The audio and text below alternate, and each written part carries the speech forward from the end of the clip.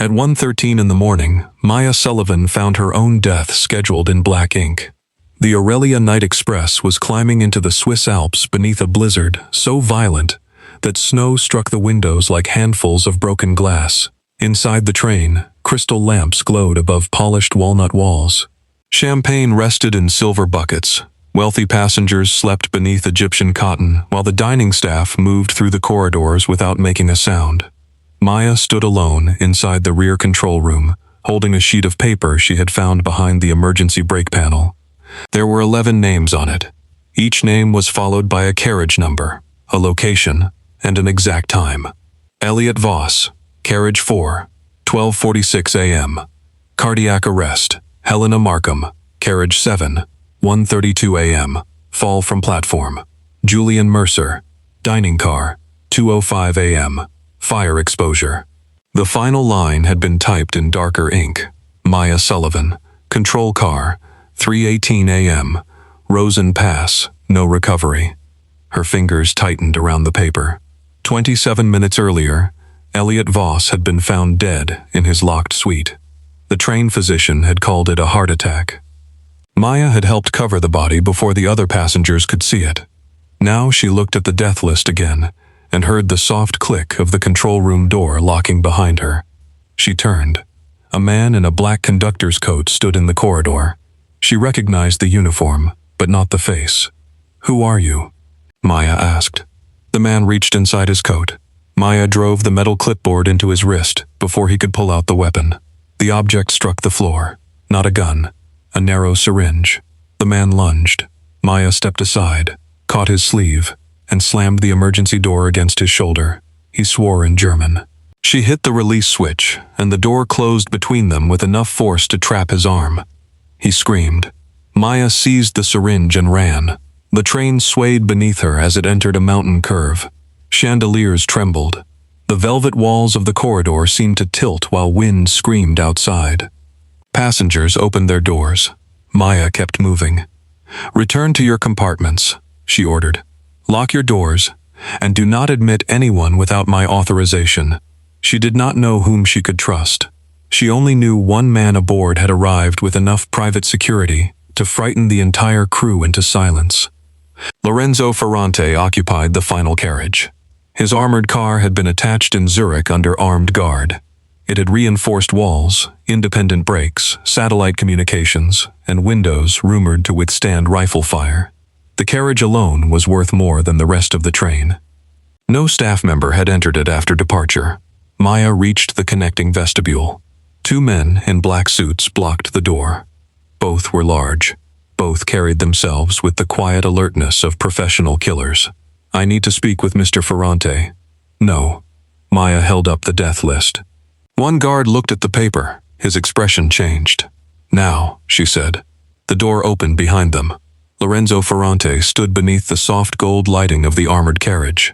He was 40 years old, very tall, and built with the controlled power of a man who had never needed to prove his strength twice. His dark hair was swept back from a severe face. A faint scar crossed one eyebrow. His black suit had been cut perfectly enough to conceal the weapon beneath his jacket, but not the intimidation in his posture. He looked at Maya once, not at the list, at her. The attention felt colder than the storm outside. "Let her in," he said. The guards moved. Maya entered the armored carriage. The room resembled a private hotel suite.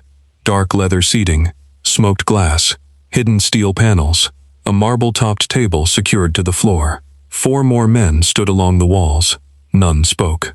Lorenzo closed the door. Maya placed the list on the table. "My name is on this.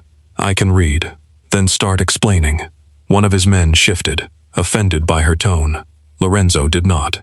He looked at the paper for several seconds. "Where did you find it?" "Behind the emergency brake console." "Who gave you access to this carriage?" "No one gave me access. I'm the chief conductor. I have access to every operational section of this train. Not this one. You attached your private fortress to my train. That makes it part of my responsibility." His gaze sharpened. Maya refused to look away. Everyone aboard feared him. She could see it in the crew's lowered eyes and hear it in the sudden silence that followed his name. Fear did not make him right. Elliot Voss died at 12:46, she said, exactly as written. Someone tried to inject me outside the control room. Either this list belongs to you, or someone wants me to believe it does. Lorenzo picked up the paper. His face remained controlled until he reached her name. Then something changed. It was not surprise. It was anger so complete that it became stillness. You were not supposed to be on this train, he said. I have worked this route for 4 years. Not tonight. Maya stared at him. What does that mean? Lorenzo looked toward one of his guards. Check the crew roster. Find out who changed it. The man left immediately. Maya stepped closer. You knew about the list. I knew a list existed. And you boarded anyway? Yes. Why? Because one of the names belongs to a man I need alive. Which man? He folded the paper once. That is not information I am giving you. My death is listed at 3:18. I noticed. Then stop speaking to me as if this is a negotiation. Lorenzo's eyes lowered briefly to her mouth before returning to her face. No, he said quietly. This stopped being a negotiation when your name appeared. A warning alarm sounded beneath the floor. 3 sharp tones. Maya turned toward the wall panel. The braking pressure gauge dropped from green to red. The entire carriage lurched. A glass shattered behind them. Maya grabbed the edge of the table. The train began accelerating. She ran for the control interface. Mainline brakes are gone. Lorenzo was beside her in 2 strides. What happens next? We are descending toward Rosen Pass. How much track? 11 kilometers before the freight junction. His expression hardened. What freight? Maya pulled up the route display. A red signal flashed ahead. Her pulse stopped for 1 terrible second.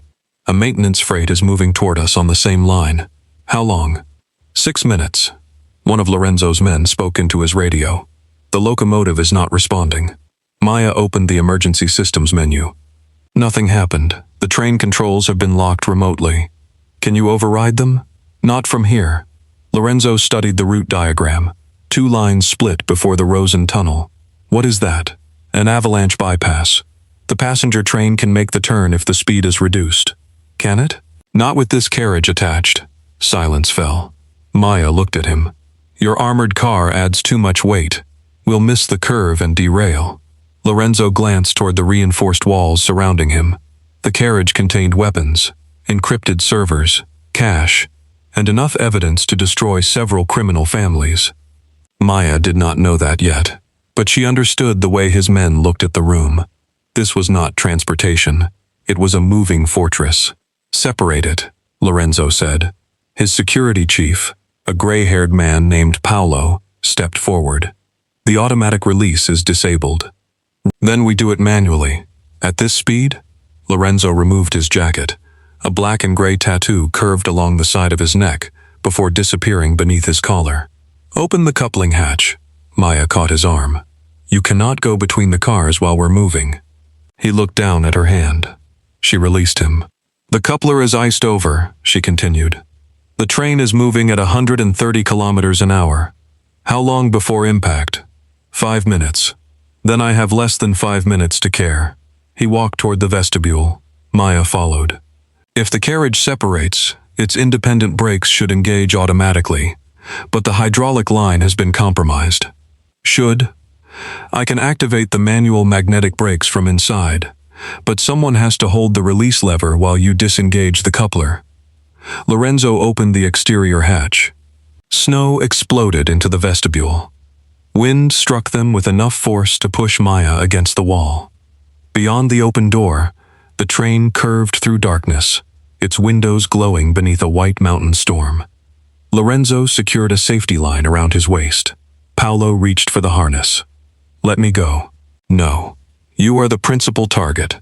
Lorenzo looked at Maya. Not anymore. He climbed outside. Maya sealed herself inside the control alcove and gripped the manual brake lever. Through the narrow window, she saw Lorenzo moving across the steel platform between the armored carriage and the passenger train. Snow covered him almost instantly. The coupling shook beneath his boots. He lowered himself toward the frozen release mechanism. 4 minutes, Maya called through the intercom. Lorenzo struck the ice with a steel emergency bar. The mechanism did not move. The train accelerated. Maya watched the speedometer climb. 134, 138. The oncoming freight appeared on the track display. 3 kilometers.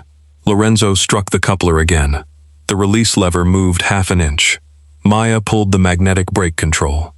Nothing happened. A warning flashed. Manual current disconnected. She opened the electrical panel and found the cable severed, not damaged. Cut. Someone had planned for the armored carriage to remain attached. Maya grabbed a maintenance connector and forced the exposed wires together. Blue sparks burned across her fingers. The magnetic brakes activated with a deep, metallic vibration. Outside, Lorenzo twisted the frozen release. The coupler separated. The passenger train pulled away from them. For one breathless moment, the armored carriage continued racing through the snow. Then the magnetic brakes caught. The wheels screamed. Lorenzo leaped for the exterior rail as the 2 sections divided. His safety line snapped tight, slamming him against the side of the carriage. Maya released the brake lever and ran to the hatch. She caught the back of his harness with both hands. His weight dragged her forward.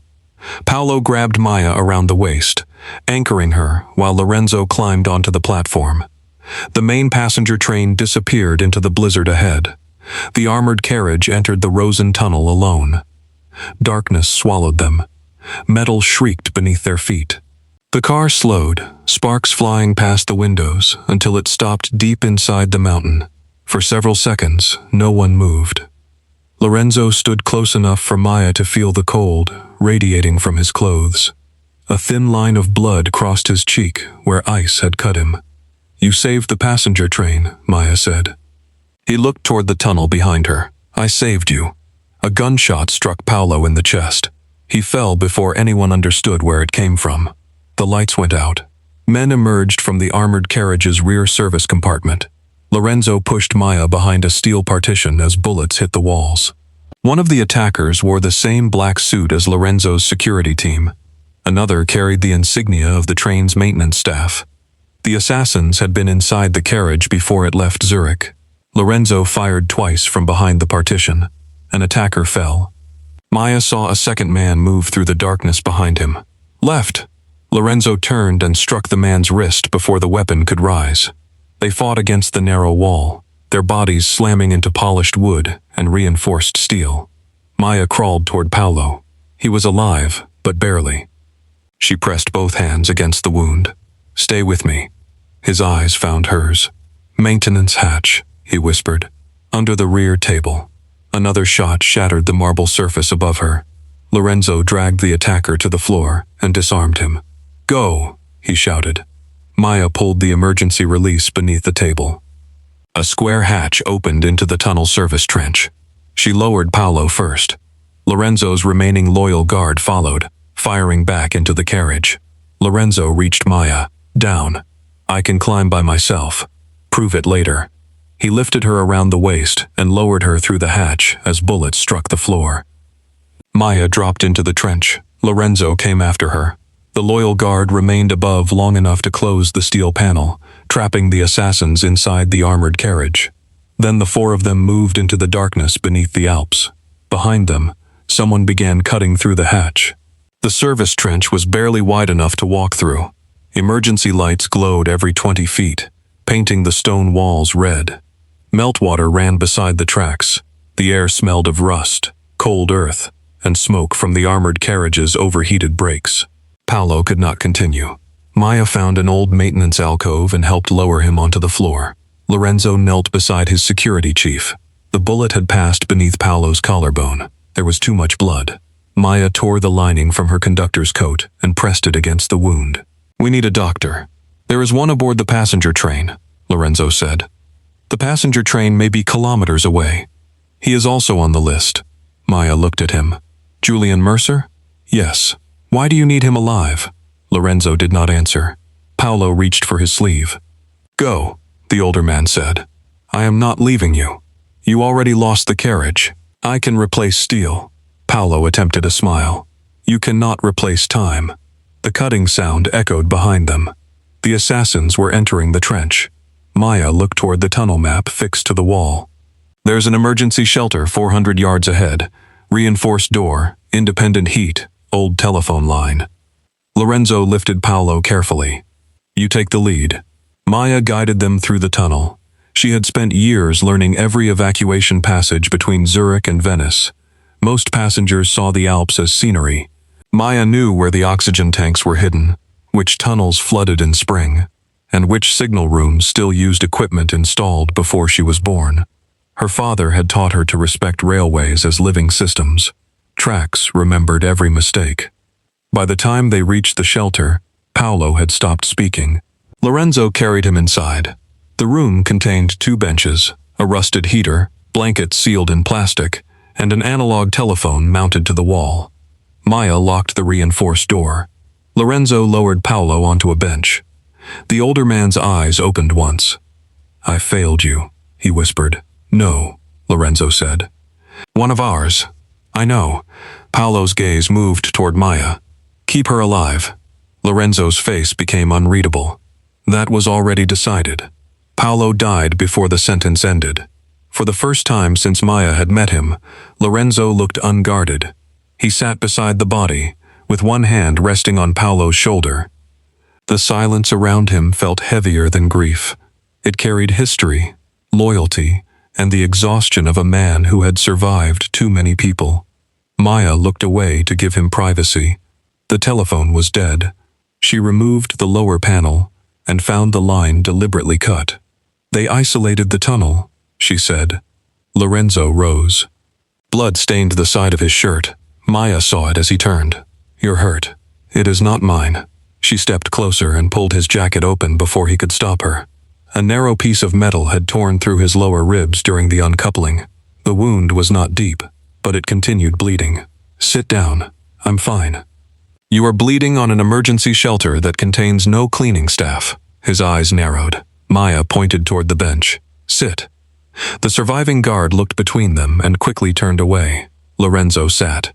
Maya opened the medical cabinet and found disinfectant, gauze, and a suture kit, old enough to concern her. She knelt in front of him. The position brought her between his knees. Lorenzo's body went very still. Maya unbuttoned the lower part of his shirt, just enough to expose the wound. Dark tattoos extended across one side of his torso, disappearing beneath the fabric over his chest and shoulder. She cleaned the cut. His abdominal muscles tightened beneath her fingers. "You can react," she said. "I am reacting. You have not moved. That is the reaction." Maya looked up. His dark eyes were fixed on her face. The room became suddenly too small. She returned her attention to the bandage. "Who are the people on the list?" "Survivors." "Of what?" Lorenzo said nothing. Maya tied the gauze more tightly than necessary. He did not flinch. "Elliot Voss was 72, she said. "Helena Markham is a retired judge. Julian Mercer is an investigative surgeon. What connects them?" "Rosen Pass." Her hand stopped. Outside, wind moved through the tunnel like a distant voice. "My father died at Rosen Pass." "I know." Maya looked at him. Lorenzo's face had changed again. Not fear. Something closer to shame. "How do you know my father?" Before he could answer, the shelter's ventilation fan stopped. A chemical smell entered through the upper grate. Lorenzo stood and pulled Maya away from the wall. "Gas." The surviving guard climbed onto the bench and struck the grate loose. White vapor filled the duct. Maya covered her mouth. "There's a secondary exit beneath the heater." They dragged the old heater aside. A floor panel opened onto a narrow utility passage. The guard went first. Maya followed. Lorenzo turned back toward Paolo's body. "You cannot carry him," Maya said softly. His jaw tightened. The vapor descended around them. Lorenzo removed his signet ring and placed it in Paolo's hand. Then he closed the panel above them. They left the dead behind and crawled deeper into the mountain. Underscore. The utility passage emerged on the far side of the tunnel, beneath a wall of snow. Maya pushed through the maintenance door and stepped into the storm. The abandoned station at San Aurelio stood 200 yards away. It had once served wealthy travelers visiting an Alpine resort before the line was rerouted. Its glass roof had collapsed at one end. Snow covered the tracks and buried the old platforms. A clock above the entrance remained frozen at 2:17. The surviving guard moved ahead to search the building. Lorenzo walked beside Maya without speaking. His coat was gone. Snow collected on his dark shirt and hair. Maya could feel the questions waiting between them. She did not ask them until they reached the station. Inside, moonlight filtered through broken glass. Faded travel posters covered the walls. An overturned piano sat beneath the departure board. Old benches formed dark shapes in the white drifts that had blown through the shattered doors. The guard returned. Main hall is empty. Signal office is locked. Maya led them upstairs. The signal office contained an iron stove, an old radio console, and manual switching equipment connected to the Rosen Pass line. She found coal in a cabinet and started a fire. Lorenzo stood at the window, watching the tracks. Maya removed her wet conductor's coat. She wore a fitted navy uniform vest over a white blouse. The clothes had been tailored for her full figure, though management had once suggested a looser uniform would appear more traditional. Maya had refused. She had spent too much of her life being told to take up less room. Lorenzo looked at her now, with an intensity that had nothing to do with her size, and everything to do with the fact that she had survived him, the train, and the tunnel, without asking permission. "What?" she demanded. "You fought the man outside the control room?" "Yes." "You repaired the brake current while I was outside?" "Yes." "You knew the shelter had another exit?" "Yes." A faint shift touched his expression. "You dislike being surprised." "I dislike people assuming I require rescue. I noticed. Yet you keep putting your hands on me, when bullets are involved. And when they are not." His gaze dropped slowly to her waist before returning to her eyes. "When they are not, I have been extremely disciplined." Heat moved through Maya despite the cold room. The guard cleared his throat and began checking the radio. Maya turned toward the wall map. The passenger train's route ended at the emergency bypass. If it had cleared the switch, it would be somewhere beyond San Aurelio. She activated the old signal board. A series of mechanical lights flickered. One section glowed amber.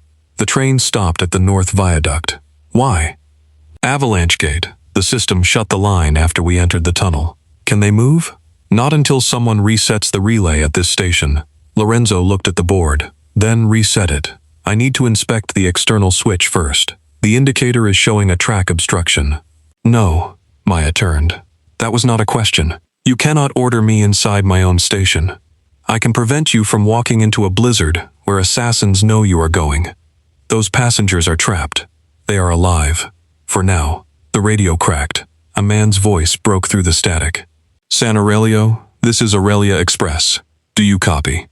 Maya seized the microphone. "This is Sullivan. We copy." Relief sounded on the other end. "Maya, thank God. This is Chief Engineer Henrik Vogel. We lost propulsion at the viaduct. Carriages 3 and 4 are without heat. We have injured passengers. Is Julian Mercer alive?" A pause. "Yes. He is treating people in the dining car." Lorenzo stepped closer to the radio. "Ask about Helena Markham." Maya did. Henrik's answer came quietly. She disappeared during the separation. Her suite door was open. Maya looked at the death list. Helena Markham's scheduled death had been 1:32. The station clock showed 1:47. "They are following the schedule," Maya said. Lorenzo's expression turned cold. Henrik continued. "We need the avalanche relay opened. Temperatures are falling. I'm going to the switch." Lorenzo reached for the microphone.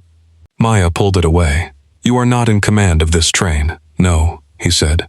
"I am in command of the people trying to kill you." The surviving guard approached the window. Movement on the west platform. The lights went out. Glass shattered below them. The first assassin entered the station. They escaped the signal office through the roof. Maya crossed a narrow iron walkway above the station hall, while gunmen moved between the platforms below. Lorenzo stayed behind her, one hand at the center of her back, whenever the wind threatened her balance. The surviving guard fired from the stairwell, drawing the attackers away. Maya reached the far roof ladder. A bullet struck the metal railing beside her. Lorenzo covered her with his body. "Move." They descended onto the snow-covered platform. The guard did not follow. Gunfire echoed from the station, then stopped. Lorenzo looked back once. Another man lost. Maya saw the calculation in his face as he accepted it, stored it, and moved forward. They crossed the tracks and entered a maintenance shed. Lorenzo locked the door behind them. The shed was narrow, filled with tools and broken signal lamps. Their bodies were forced close together between the workbench and the wall.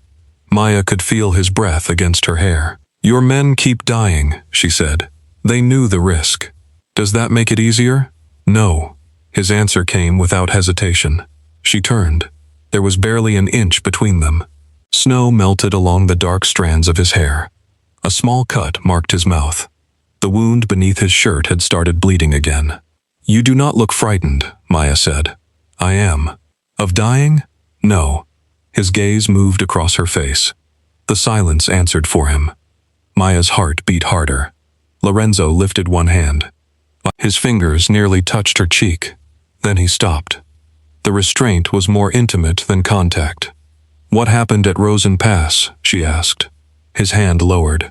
15 years ago, a private train entered the South Tunnel carrying financial records belonging to 3 European crime families.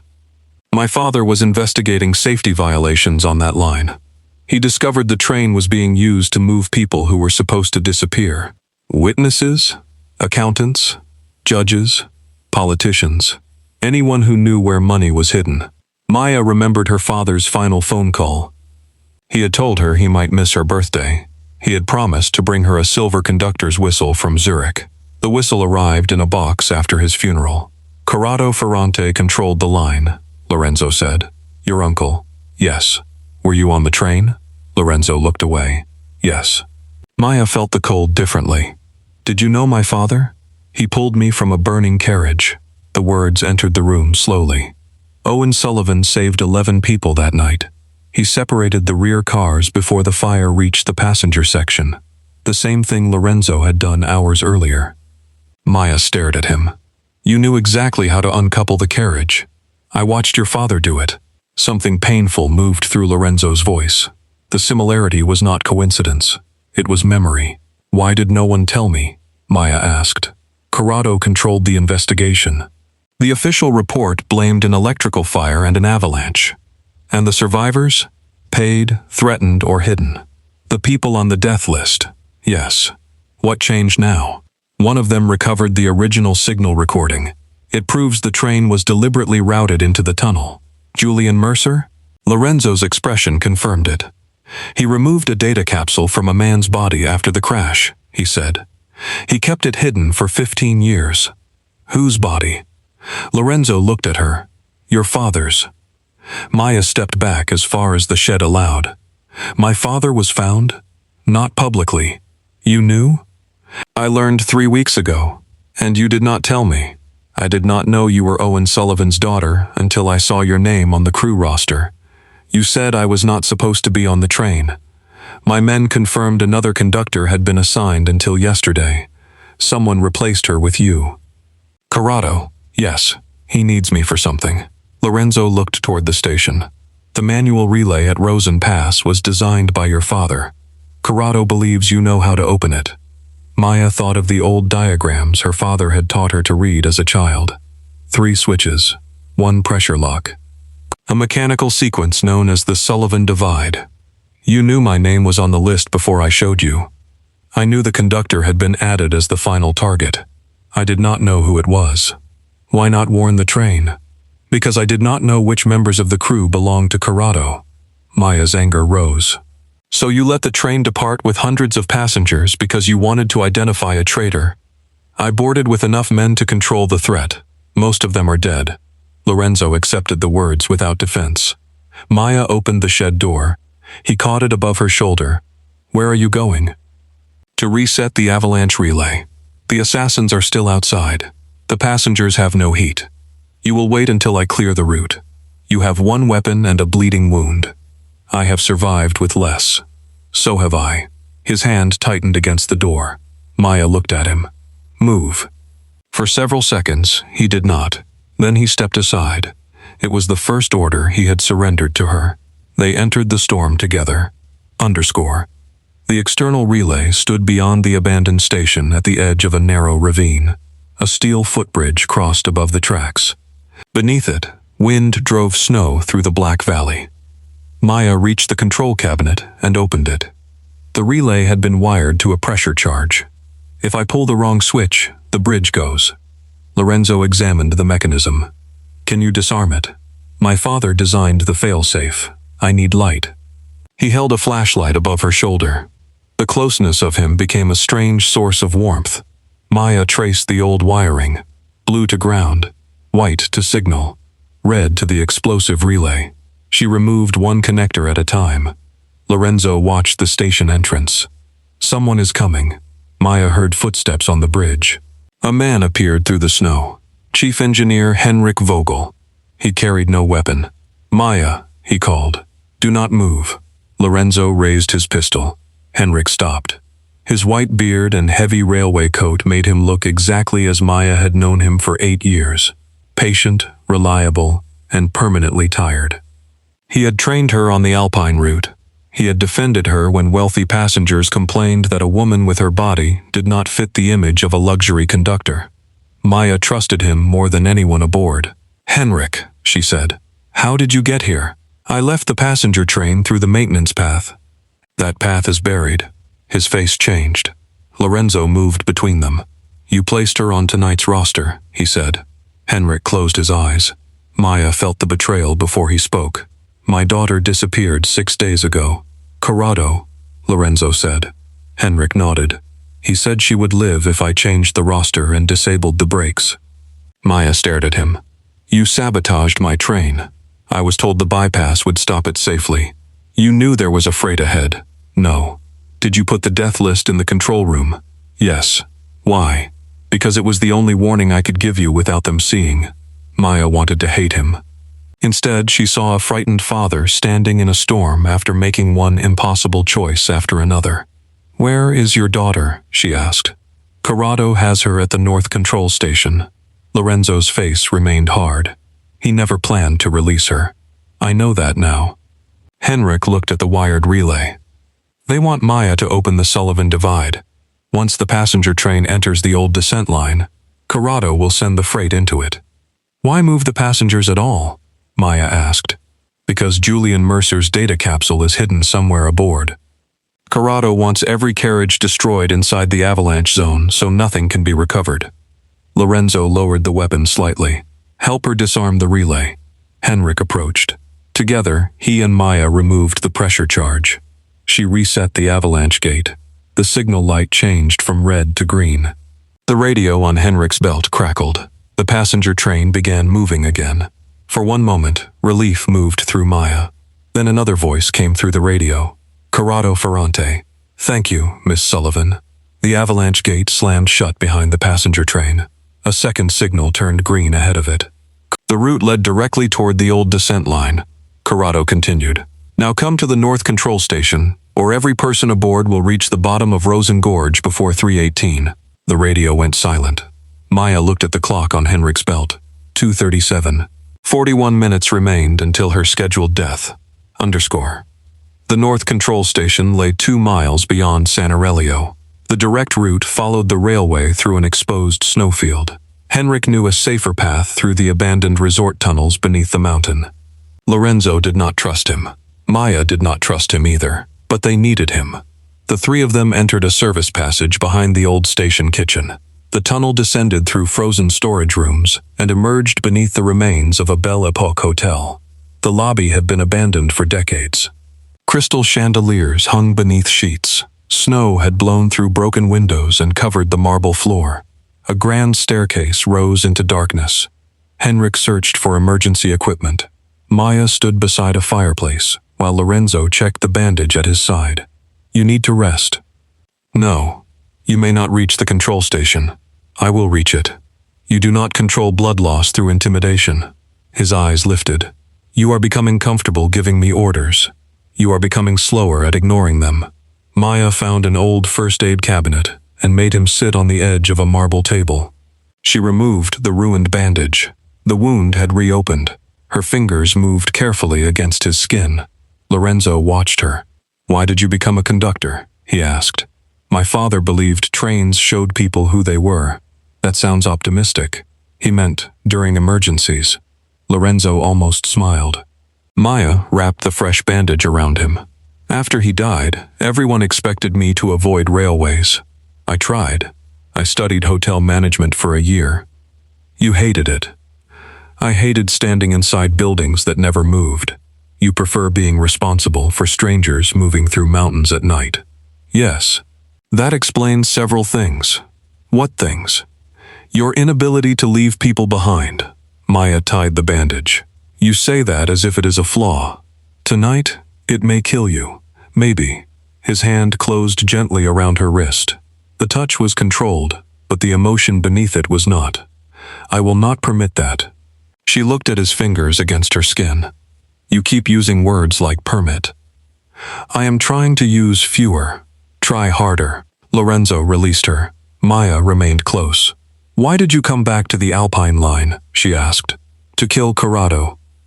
The answer was calm. Nothing else? To recover the recording. And after?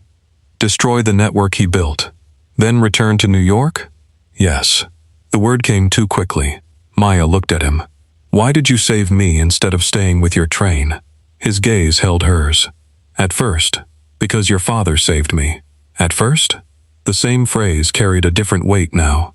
Lorenzo lifted his hand toward her face. His thumb hovered near the curve of her cheek. Again, he stopped. The distance between them narrowed until Maya could feel the warmth of his breath.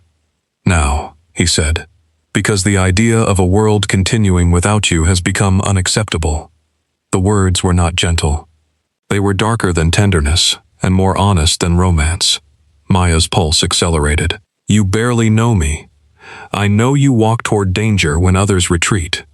I know you refuse to lower your voice for powerful men. I know you repair electrical systems with bare hands and argue while bullets are still moving. That is not enough to justify obsession. No. Then what is? Nothing. His honesty took the breath from her. Lorenzo leaned closer. Maya did not move. The radio on Henrik's coat erupted with static. They separated. A voice called from the passenger train. Maya, we have a fire in carriage 4. She grabbed the radio. The near kiss vanished beneath urgency, but the feeling remained.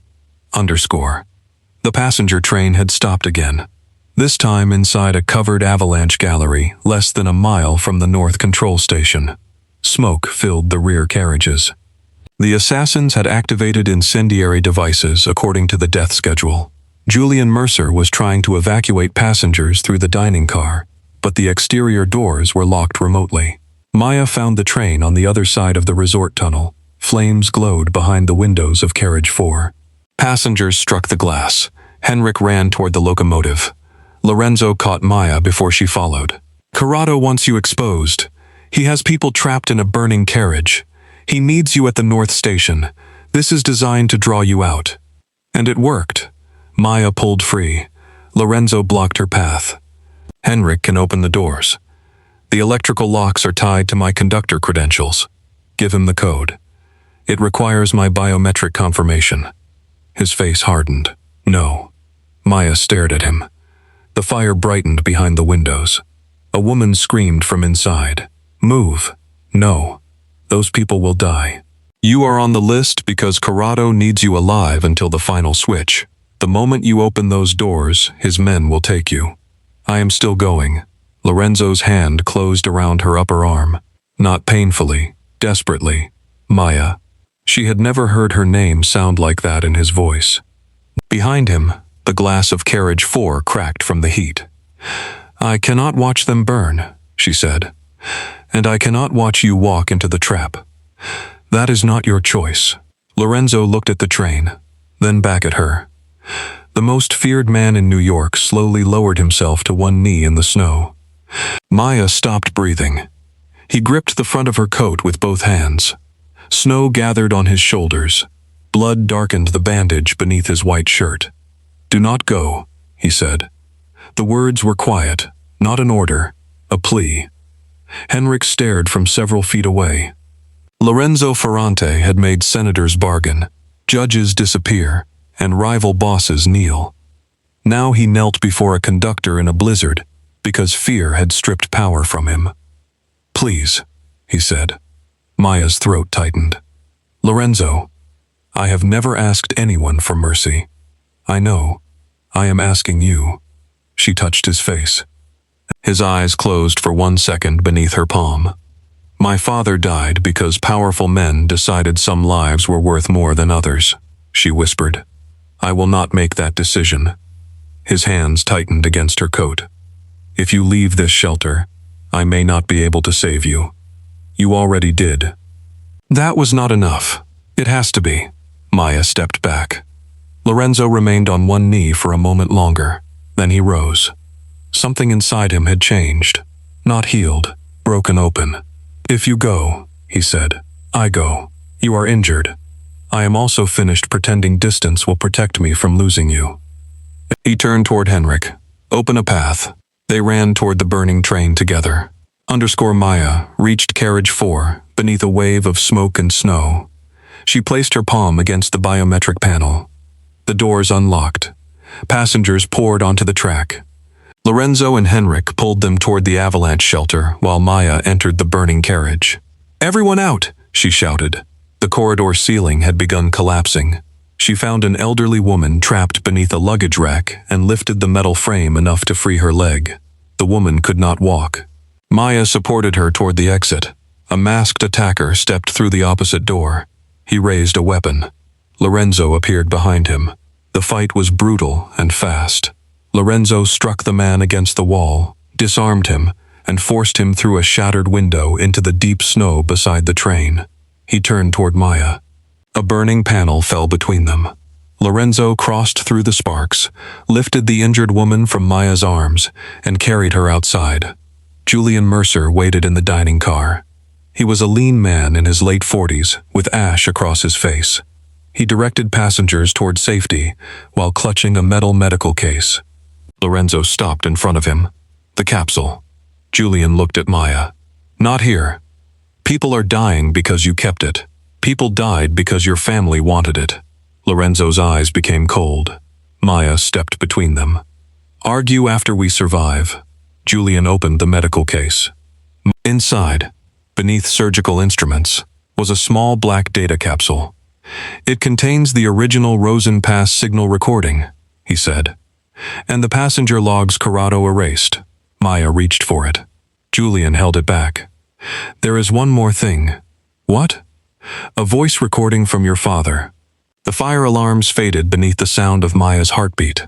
Julian gave her the capsule. Before she could respond, floodlights illuminated the track. Armed men surrounded the avalanche gallery. Corrado's voice came through external speakers. Bring Miss Sullivan to the North Control Station. The passenger train's doors locked again. Explosive charges blinked beneath the wheels. If she is not inside the tower in 10 minutes, Corrado continued, the Aurelia Express becomes another Alpine tragedy. Maya closed her hand around the capsule. Lorenzo looked at her. No, she already knew what he meant. He will kill them. He will kill them anyway. Then we changed the ending. Maya gave the capsule to Henrik. Get Julian and the passengers into the service tunnel. Henrik shook his head. Corrado has my daughter, and he will use her until there is nothing left of you. Pain crossed the older man's face. Maya touched his arm. Save the people you can reach. Henrik nodded. Lorenzo stepped toward Maya. You are not walking into that tower alone. Corrado wants me, not you. He has wanted me dead since I was 25. Then staying behind may be the first surprising thing you do. No, Lorenzo. He moved closer until the armed men could see his hand settle at her waist. To them, the gesture looked possessive. To Maya, it felt like a promise. We go together, he said. Why would Corrado allow that? Because he believes I will trade you for the recording. Will you? His expression did not change, but his hand tightened. I would trade New York for 1 more hour with you. Maya believed him. That frightened her more than the guns. They walked toward the North Control Station side by side. Corrado Ferrante waited beneath the glass dome of the switching tower. He was 64, silver-haired, and dressed in a charcoal overcoat that appeared untouched by the storm. He resembled Lorenzo around the eyes, but where Lorenzo's silence held control, Corrado's held amusement. Henrik's daughter sat bound beside the control console. She was alive. Maya saw Henrik watching from the passenger train before he disappeared into the service tunnel with the survivors. Corrado smiled at Lorenzo. "You sacrificed your armored carriage for a conductor." Lorenzo's voice remained flat.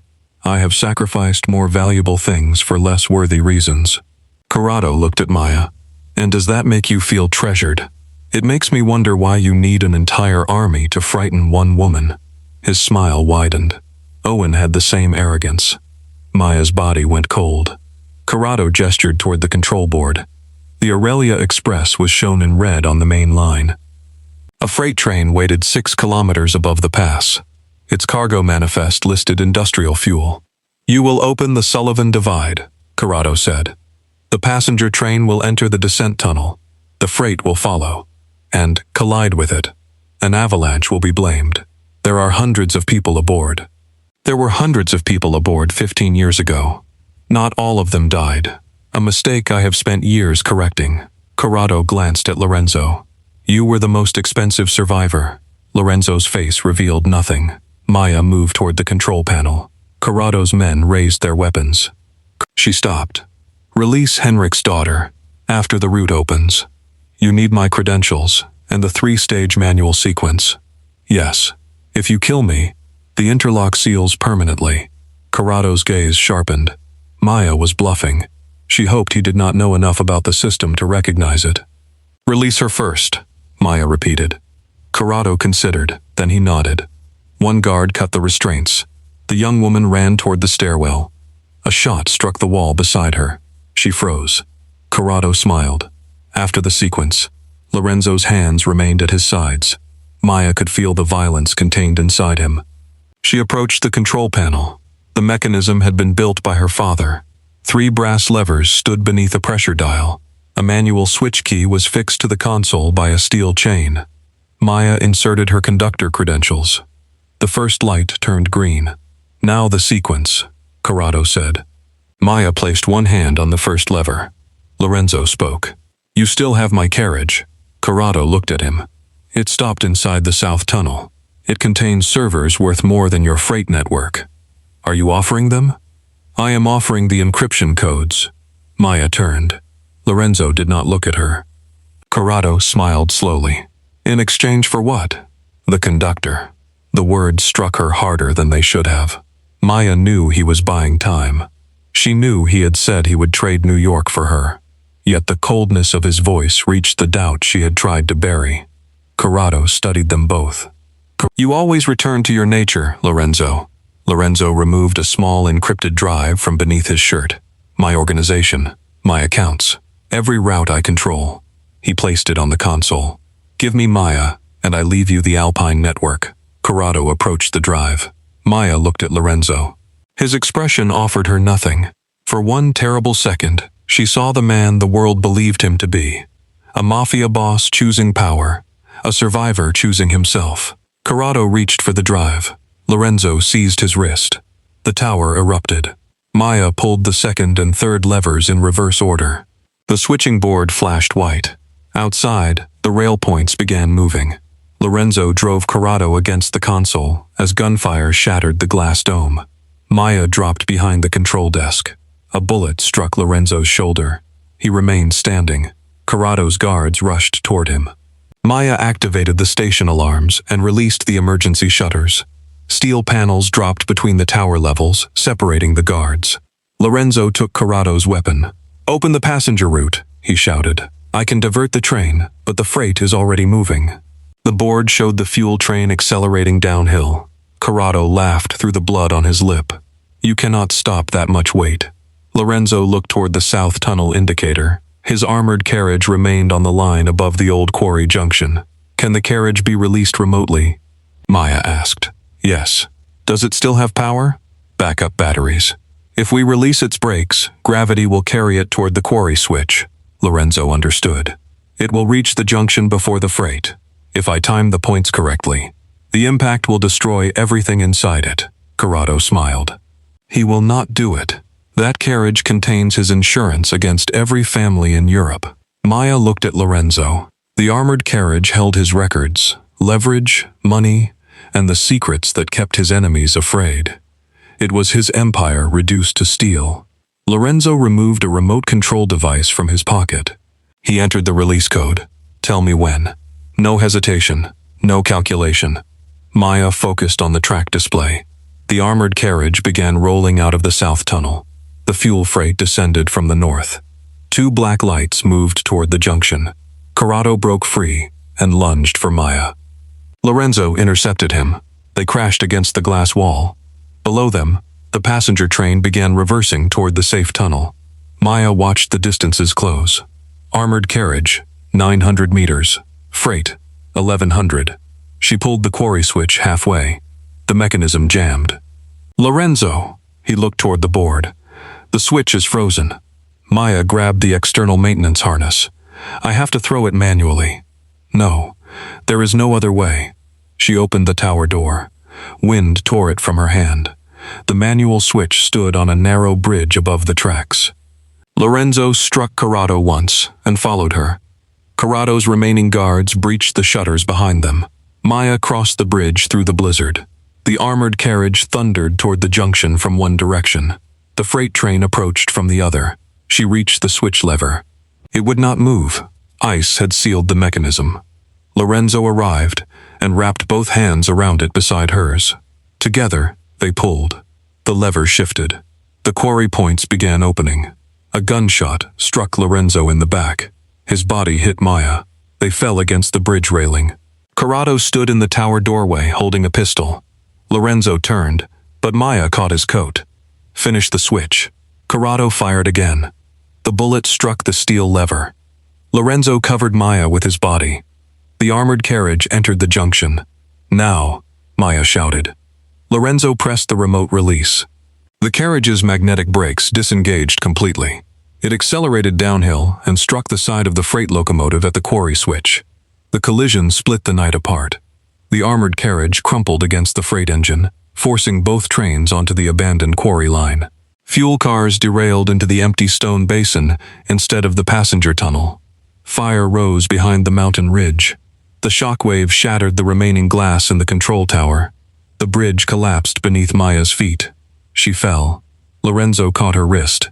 His injured shoulder struck the railing. Blood spread across his shirt. Maya hung above the tracks while burning debris lit the snow beneath her. "Let me go," she gasped. "You'll fall." His hand tightened. "Never." The railing bent. Corrado approached behind him. Lorenzo could reach his weapon or hold Maya, not both. Corrado raised the pistol. Lorenzo did not look back. He chose Maya. Henrik appeared in the tower doorway and struck Corrado with a steel emergency bar. The pistol fell. International Rail Police entered the lower station moments later, led by survivors who had carried Julian Mercer's evidence through the service tunnel. Corrado was forced to his knees. Lorenzo pulled Maya onto the bridge. She landed against his chest. For several seconds, they remained there beneath the burning sky. His arms shook around her, not from weakness, from the knowledge of how close he had come to losing her. Maya touched the blood at his shoulder. "You destroyed your entire armored network. I told you." "What?" "I would trade New York for one more hour." His forehead rested against hers. Below them, the Aurelia Express emerged safely from the tunnel. Every passenger was alive. The station clock reached 3:18. Maya's scheduled time of death passed. She was still breathing in Lorenzo's arms. Hone. _ The recording from Owen Sullivan was played in a private hospital room 3 days later. Maya sat beside the window overlooking Innsbruck. Her hands remained folded in her lap while Julian Mercer inserted the data capsule into a secured computer. Lorenzo stood near the door. His shoulder was bandaged beneath a black shirt. Doctors had ordered him to remain in bed. He had treated the instruction as a suggestion. The recording began with static. Then Maya heard her father's voice, older than she remembered, tired, but unmistakably his. "This is Owen Sullivan, Senior Safety Investigator. Rosen Pass signal control was overridden at 22:14. Corrado Ferrante ordered the route change." Maya closed her eyes. Her father continued describing the fire, the trapped witnesses, and the illegal passenger transfers. Then his voice became weaker. One survivor is Lorenzo Ferrante. He is injured, but alive. I sent him through the North Passage with the financial witness.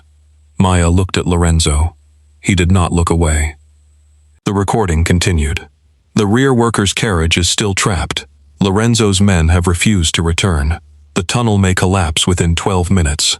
Maya felt the truth before the final words. I am going back for them. The recording ended. Silence filled the room. Julian left quietly. Maya remained in her chair. Lorenzo stood motionless. You knew he went back, she said. Yes. You could have returned with him. Yes. Why didn't you? I was 25. I had a bullet in my leg and an accountant carrying evidence against Corrado. My men told me the tunnel would collapse. That is not what I asked. Lorenzo's face tightened. I was afraid.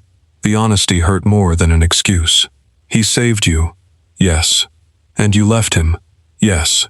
Maya stood. Lorenzo did not move as she approached. I spent 15 years believing my father died because no one could reach him. There was a chance. You made a choice. Yes. She struck him across the face. The sound echoed through the room. Lorenzo accepted it without reacting. Maya's eyes filled. I should hate you. I know. You built your entire life on making other people afraid. And when the moment came, you were the one who ran. Yes. His voice was barely audible. Maya turned away. Lorenzo spoke behind her. I returned to the tunnel the following morning.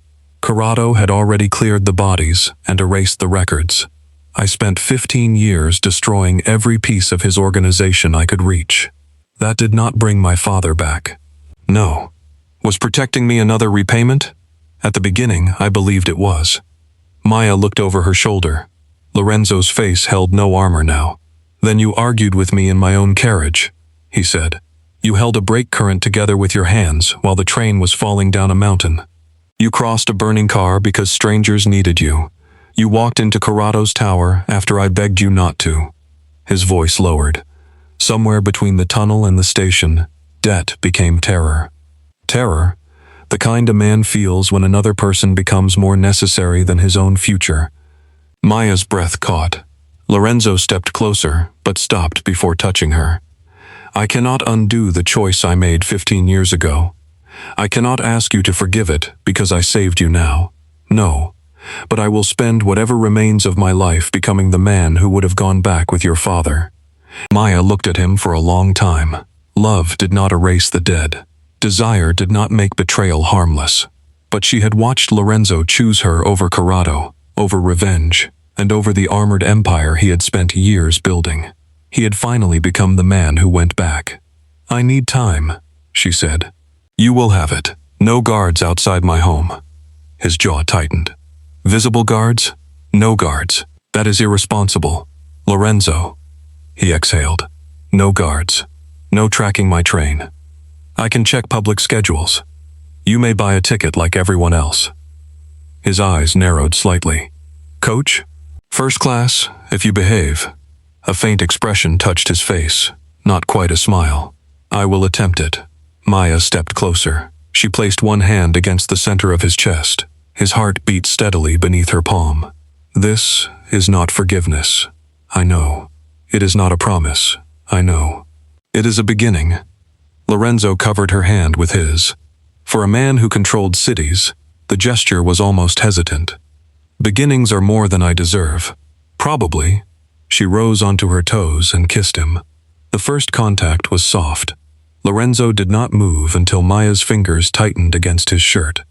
Then his restraint broke.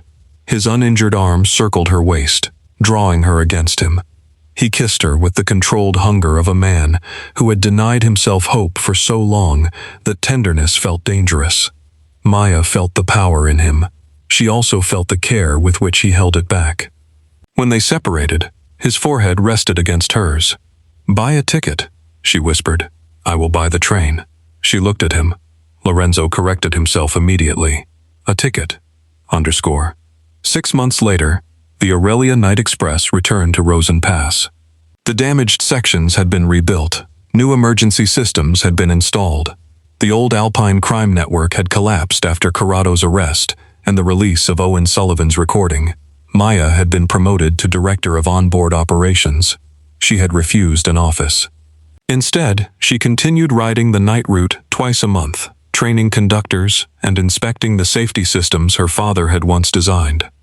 A memorial plaque stood inside the restored San Aurelio station.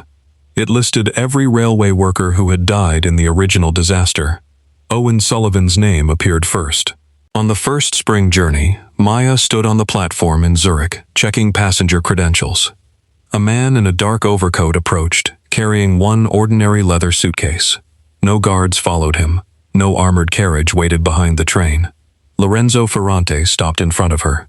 Maya examined his ticket. "First-class cabin," she said. "I was informed coach would be unnecessarily punitive." "By whom?" "Several people who value my continued emotional stability." She looked past him. Two men stood at the far end of the platform, pretending to read newspapers. Maya raised one eyebrow. "They are not guards," Lorenzo said. "What are they?" "Travel companions with poor boundaries. Send them home." His jaw tightened. Then he turned and made one small gesture. The men left. Maya handed back his ticket. "Better." Lorenzo did not move. "Is there a problem?" she asked. "Yes." "What?" "I have spent 6 months following your conditions. Most of them. I have not purchased a railway company. That should not require praise." "I disagree." Maya folded her arms. Lorenzo's expression became serious. "I do not know how to enter your life halfway." "That sounds like a personal challenge." "It is. And I am asking whether there is a place for me that does not require armor." The platform noise seemed to fade.